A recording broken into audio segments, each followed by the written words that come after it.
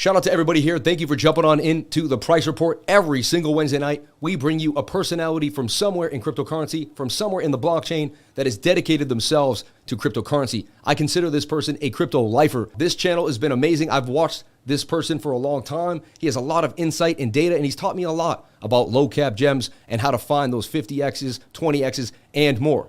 Take it away, my man, Joey Paris. How you doing, Joey? How you feeling today, man? I'm great, Lifer. I really appreciate being here, man. You know, would you ever actually prefer proof of stake, or is that just something that just doesn't make sense to you? And do you stake coins right now? And are you heavy into DeFi? And, you know, is that something that you also dabble into? Yeah, so it's a really good question. I love proof of stake personally. I see both sides to this, though. Like in everything in life, there's kind of like the yin and the yang, right? So proof of stake, while you can stake your crypto with validators and earn passive rewards, which I love that, there's also some security issues sometimes that can happen because of the centralization of all of that power. And again, there's like so many nuances that go into this, and you know, we'll spare the audience here and we'll try to keep it, you know, to a 5th grade level. But basically that's the issue, right? Is, you know, with Ethereum per se, if all the validators or all the, you know, it would all be very centralized, well, then that wouldn't be very good for, you know, the end users. But then also too, you know, having the proof of stake and being able to earn passive rewards, you know, drives the token price up per se. It can, because people then take their token and it gives it a use case, and then they can earn passive rewards with it. I love that idea. So I love the idea of the passive income model with, you know, dividends in stocks. Crypto is as well. I try to stake everything that I can. And I have a variety of different coins that I am staking. And the reason why I love that is because I can earn that passive income, and then that provides the lifestyle. So if I have a principal, let's say like of 1,000 Ethereum, and then I'm earning, let's say 10 Ethereum a year, I mean, that's thousands of dollars in passive income. I can go spend that and do whatever I want. And then also just get the appreciation of Ethereum, you know, over the long run. And that way I'm not stressed out. You know, I'm not stressed out as much as it is with the hair, you know, trying to trade this stuff and move in and out of the market. That's not my game. My game is just patience, wait it out, and then also try to earn while I'm sleeping. I love this idea of earn while you sleep. And you can do this in crypto, but you have to educate yourself, because different coins have different lockup periods. They have, you know, different ways that you can actually stake. It is a whole education, and that's what we're here to do, right? So in my programs and in my classes and in my videos, this is exactly what I teach, because I know how to do this, because I've spent the time doing it and I've seen the rewards for doing it as well. So I am a big fan of staking, or mining now is what they're calling it. So, I mean, whatever you want to call it, I love it, because, you know, I've earned, you know, tens of thousands of dollars now, like literally just holding onto my money. And in the bull market, that compounds into hundreds of thousands and potentially millions down the road. And you have to think about this, because if you're a small player, it may not, you know, affect you a whole lot. But if you have like tens of millions of dollars, or even millions of dollars, or hundreds of millions of dollars, you know, 5 or 10% on that is millions of more dollars. And so, you know, that's something that you really do need to think about as an investor.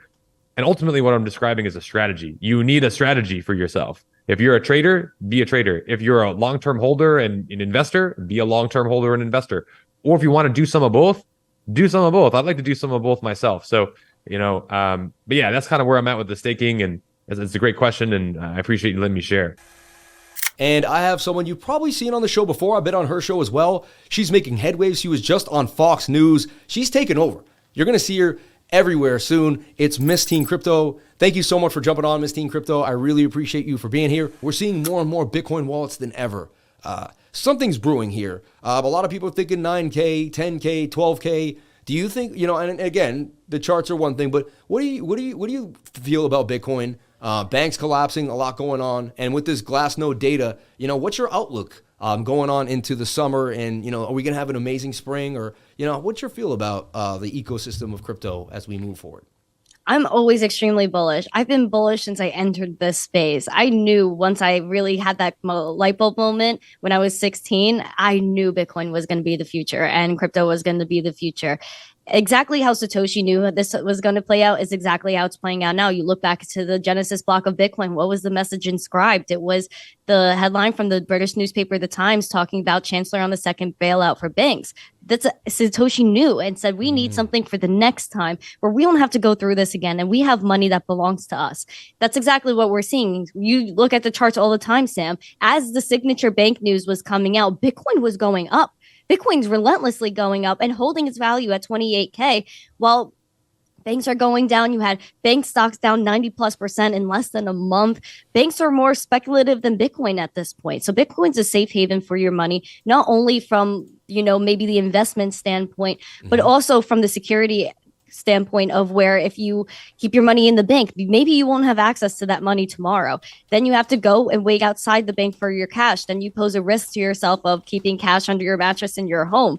What's the safest way physically to store your funds? And that is Bitcoin. So there's so many roads that lead you to Bitcoin. And on top of that, you're saying big players loading up. That's inevitable because if you're a true believer in Bitcoin, you went and down, zoom out on the charts, you see 28K Bitcoin, then the high was 69K Bitcoin. Every time Bitcoin has retraced 70, 80+%, it's always gone back and went past its all-time high. So we're going to see that. Again, I'm confident in that. And I'm confident in Bitcoin. So I'm always bullish. And now more than ever, we need Bitcoin. There's going to be a rapid influx of people at Bitcoin coming into Bitcoin. I do think maybe at 30K, what Charles and I on Fox were talking about, I think at 30K is a psychological level because it's almost about half of the all-time high. So I do picture people saying, okay, 30K, or I missed 15, 16, let's get in now.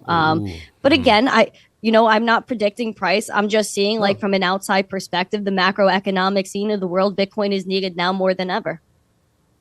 Amazing. What's exciting for me is I got into fiat currency and realized that it was trash in 2010. And when I found Bitcoin in 2016, it took me like about 18 months, a little less.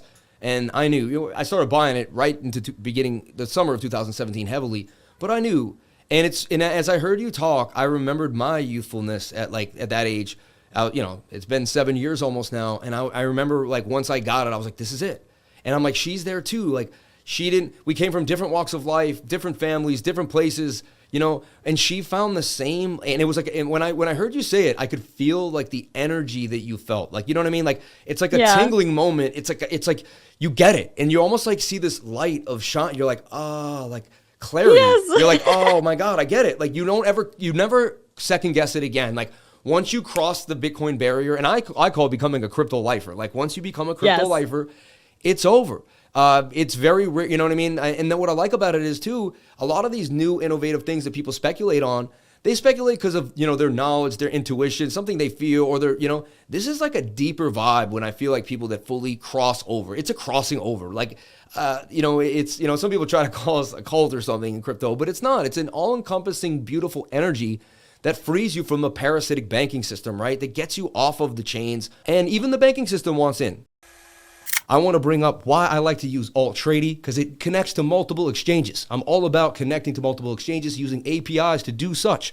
My man, Benoit, has designed one of the greatest programs that I have used. I'd like to have him on the show. We're going to talk about it. We're also going to deep dive some topics and have some fun. Benoit, thank you so much for coming on in, man. Thank you for being on the show. What's your take on the coming, banking system? How do you feel being from a completely different country, right? Living somewhere else in Europe. How do people talk about it there? Is it the same in America? And just kind of get your stance on how the banking system seems to be kind of wavering. And it does seem to be kind of going after banks that were very associated with the entrepreneurship of cryptocurrency. Right, yeah. So we've been struggling with the banks here, especially in the Netherlands.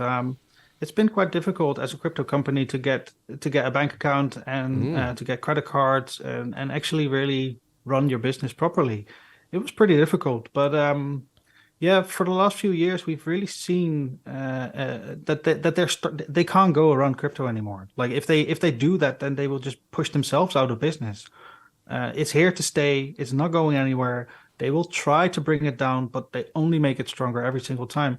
So, the banks here in the Netherlands are starting to pivot, and they're starting to agree with, okay, we can do crypto, but we do it a safe way. So especially here in the Netherlands, everything is governed by the Dutch National Bank, and they provide all the secure requirements that no software like us, we need to abide by. And if you're going into exchanges, so if you're there are a few exchanges here in the Netherlands, for example, that are legalized. So Coinbase, Bitvavo, Kraken, they are all allowed to trade here in the Netherlands, and they have done a registration with the Dutch National Bank. They're governed by them, and that just makes it safer and makes it better for us to trust those exchanges, because we do have a sense of security from an external provider that we trust. Okay, we can say that we don't trust the government, but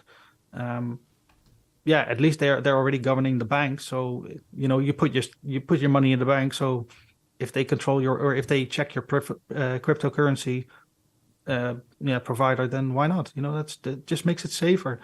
And what you said about the banks and the new ones taking over the crumbs of the fallen bank. It's it needs to happen. You need to get rid of the bad actors and get replaced by the ones that actually want to do good, just like we did. We took over from people that were a little bit lenient with the rules and security and stuff. So I always believe that as soon as something bad really happens, then something new will flourish of it, and progress. No, it's I mean you that is that's how the human race survived, right? Is having that innate ability to believe that no matter how bad it gets, we could find a way out and make something better. This person I believe I've been on ATB with maybe once or twice. Also, I've been on her show. She's known all over the internet, all over the space. She has taken over crypto. She is the woman of crypto. She is the face of cryptocurrency. She represents everyone, but she is probably one of the strongest women in cryptocurrency that we've seen. And take it away today is Wendy O. Wendy, thank you so much for coming on to the show. I really appreciate it. What's your take on politicians jumping on the Bitcoin bandwagon? Do you think they're going to do what they say they're going to do? Are they doing it for votes? How do you feel about DeSantis claiming to let us do Bitcoin? I don't care. I don't care if they're just saying it for votes. I don't care any way, shape, or form. What I do care about is I'm going to be voting for a pro-Bitcoin candidate. I don't care if it's Kennedy. I don't care if it's DeSantis. I don't care if it's Biden. I probably wouldn't vote for him because I just think he's way too old. I do think that we need term limits. I know most of these people are over 67 years old, but he's not coherent in any way, shape, or form. I will vote for a blue person if they're pro-Bitcoin and anti-CBDC. I don't care. And the reason why is I think that America is so self-absorbed and wrapped up in our social issues, which could kind of make sense because we're a big melting pot of all these different cultures, which is fantastic. But mainstream media really uses those and they weaponize them against us. And I don't like that. And I think that Bitcoin and crypto assets do stand for liberty for the people, by the people. And I think that retail should have the same luxuries as the rich people do. I don't think it's fair that you have to make $250,000 a year to invest in traditional financial products. I don't think you should have to have over 1 million in assets to do that. Just because you have money doesn't mean you're smart. So I will definitely be voting for somebody who is pro Bitcoin, who is pro crypto, and who doesn't want a CBDC. And I think a lot of those social issues will minimize themselves as people have access to more money. When you have access to money, you're not focused on the little itty bitty differences that people have. That's just my personal opinion, though. And if it ends up not being DeSantis, if it's somebody else that supports it, they have my vote. I don't care about the social issues anymore. Yeah, it's interesting because they try to bring everything in together. Like, if I can vote for this, but I can't have that, and if I can't have this, and at the end of the day, we know what cryptocurrency stands for, right? And it's banking yourself, getting away from the biggest legacy financial system that has been parasitic, really, right? The central banks, they basically print our money to zero. They're going to continue to print the American dollar to zero. That's what they'll do. They've done it to every fiat currency throughout history. It just showed over time, right? What's your thoughts on starting the blockchain party and trying to make a new party altogether?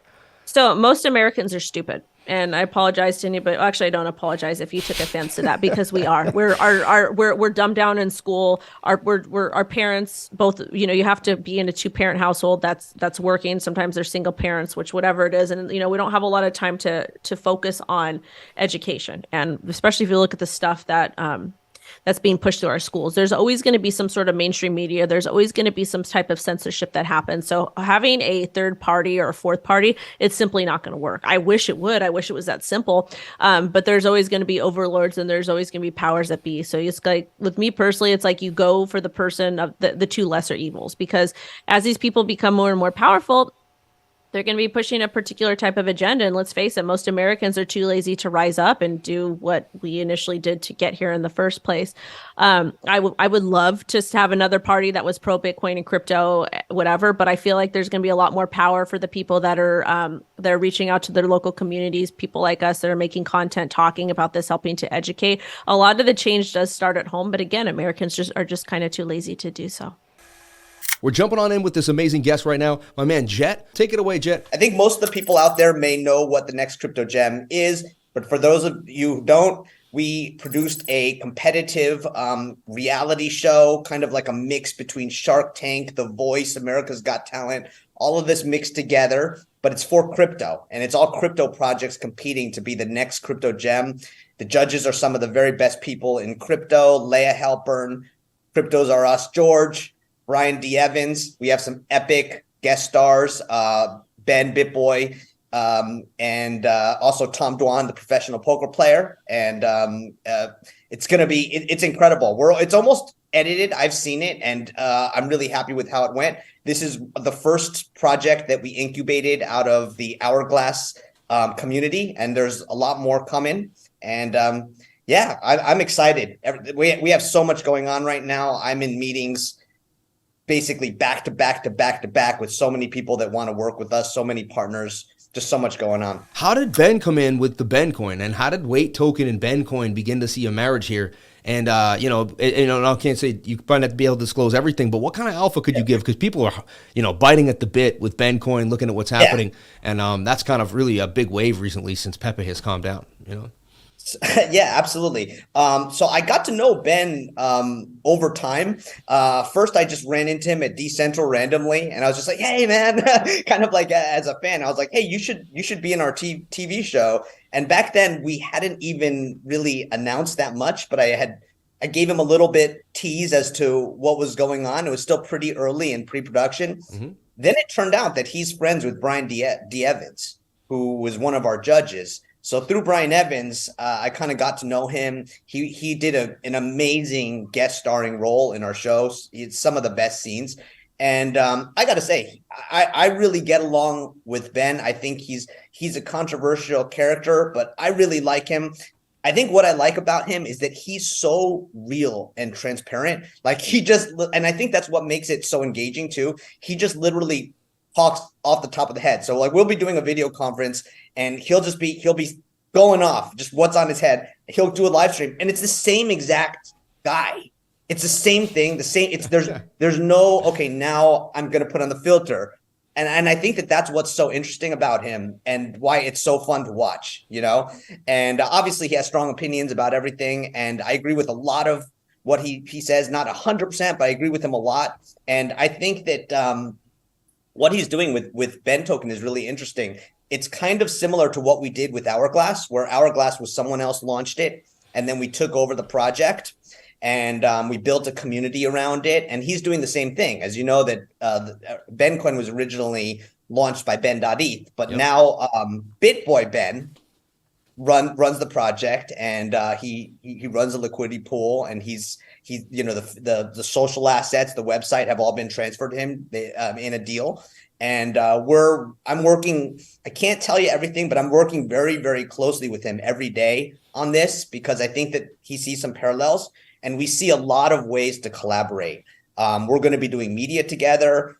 Some of the things that we're looking for, like, sex exchange, exchange listings, market makers, all this stuff. There's ways to kind of talk to the same people at the same time, because we're all in the same circles. Mm-hmm. And so we're doing a lot with them.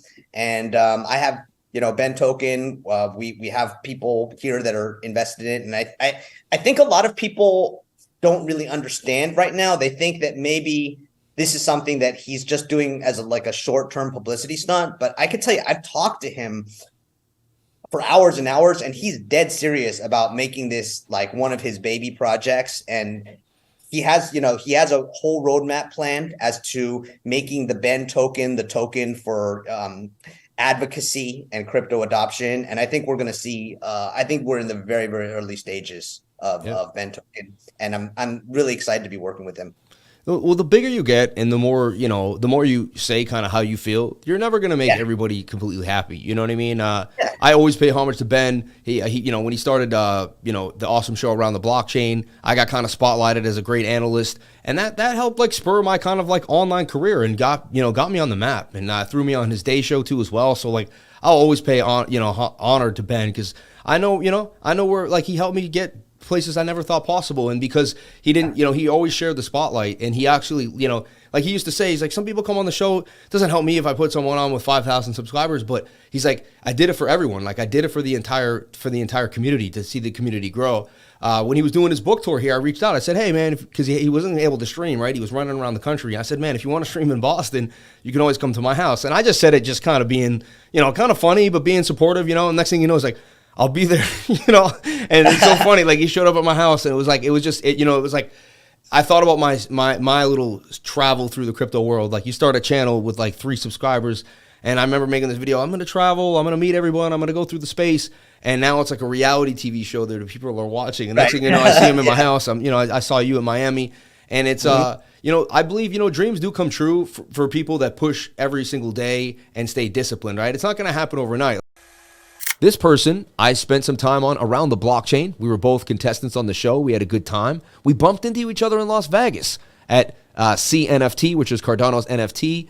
We started putting it together, networking, and I just wanted to bring my man, Infinite Crypto, Brad from Infinite Crypto. Thank you so much for jumping on in, man. I greatly appreciate your time, and thank you for being here on the Crypto Lifer show in the segment, The Price Report. How do you feel about the, people your age as compared to your kids? You did mention your kids a lot, but I wanted to see, do you see any movement? Do you see people in everyday space? Or are we still a little bit behind as the common people that you talk to around on your channel in Las Vegas? Yeah. Well, I definitely think that I'm getting ready to turn 50 next month. And I think folks my age and older, it's taken them a little bit longer to jump on board this train, where, my kids are already excited about it. My son, especially, he owns a bunch of crypto and sees the future of it, excited about Web3, and definitely have taught them from a young age to, try to invest in some of these assets. My daughter owns some crypto too. She's just not quite as active in it. She's a little bit more engaged in life and just being a 19-year-old going to college and stuff. But my son and I, developed a pretty close bond, and we do a lot of stuff together. So he helps edit my videos on my YouTube channel. And I always offer him, hey, would you rather have, $30 in cash, or do you want $30 in Bitcoin, or $30 in Chainlink, or, sometimes if it's a token that I'm doing a video on a specific token, I'll say, hey, would you like to have $30 in this token? And he just about always takes the token. Every once in a while, something, he wants to go out on a date or do something, and he'll take, a little cash, but 90% of the time he puts his money into crypto, and he's built up a pretty big portfolio. So I do see that a lot of the world is starting to wake up and understand, what's coming. And Bitcoin is going to be the number one coin for a long time to come. I'm an altcoin guy. I really love creating wealth with altcoins. But even me, if somebody told me, hey, you can either invest in Bitcoin or not invest in crypto, I would say go all in, put every penny that you can into Bitcoin. For folks that have made it in life, that might still be one of the best ways to go. Like if you're already pretty financially successful, you've got, a nice bank account and you're doing well in life, you could probably just buy some Bitcoin and never even mess with altcoins. Now, for some of the folks that I'm working with that are struggling, living paycheck to paycheck, they got $50 here, $100 there. I do try to get them a firm foundation. I think even when you're starting small, you want to buy Bitcoin and Ethereum, Chainlink, Polkadot, Matic, Cardano, Ripple. But once you kind of get a little bit of a base, if you really want to have an opportunity to, like my mentor did, take 10,000 and turn it into 2 million, you got to work your way down the old coin market cap, list and get down into some tokens that are maybe ranked 2, 3, 400th, and give yourself an opportunity to 50 or 100, or in some cases, I've had some investments at 1,000x on me, and it doesn't take a whole lot of money at 1,000x to move the wealth needle in your life. So that is impressive. I have yet to do the 1000x, 100x once in my life. I have 50x though, like more than 5 times. I have 30x to 10 times, 20x like another 10 or 20 times. So yeah, I mean, the returns in cryptocurrency can change your life for sure. There's a main reason why everyone waits for these bull runs and the halving for Bitcoin. I've shared the screen on ATB many times with my man. He has a beautiful accent and makes him sound intelligent. And he also says things that are intelligent. So I can't wait to bring him on. He makes me laugh. He has a good heart, good soul. He's one of my buddies.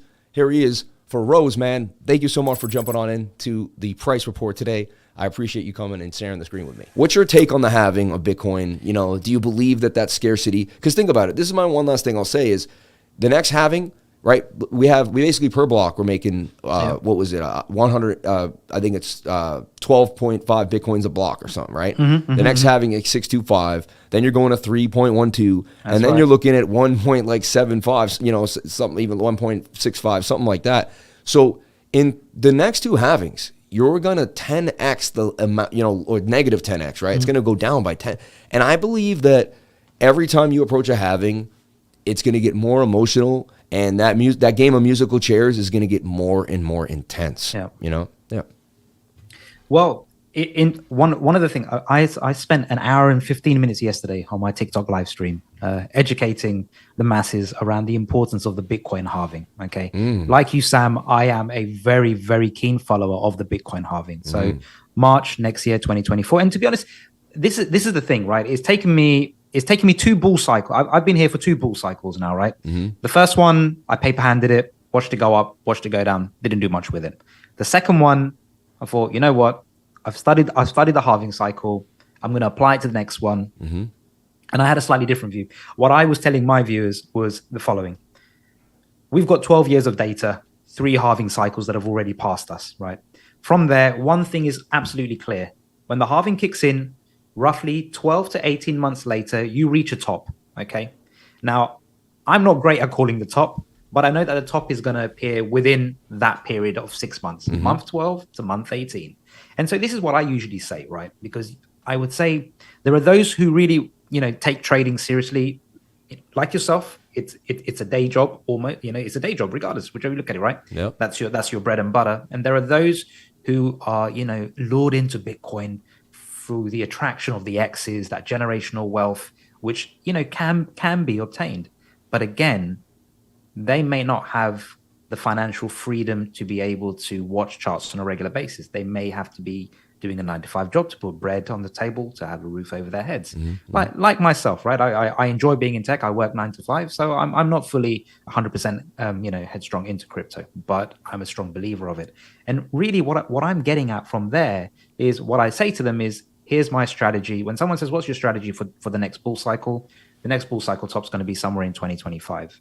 Where in 2025? Well, 12 to 18 months after March 2024, because that's when the next halving starts. So my advice has always been, and this is the way I'm playing it as well, is I'm using this year to accumulate. I'm still accumulating. On the dips, I'm buying up various crypto assets at the end of the day, right? And I say this to everybody: have a long-term time horizon. Take from now up until next year, March, to start DCAing your way into the market. Find those projects that are going to be there. You know, and it depends what type of portfolio you have, whether you're conservative, moderately conservative, or whether you're a Bitcoin maxi, right? Figure out which bucket you fall into, right? Number one.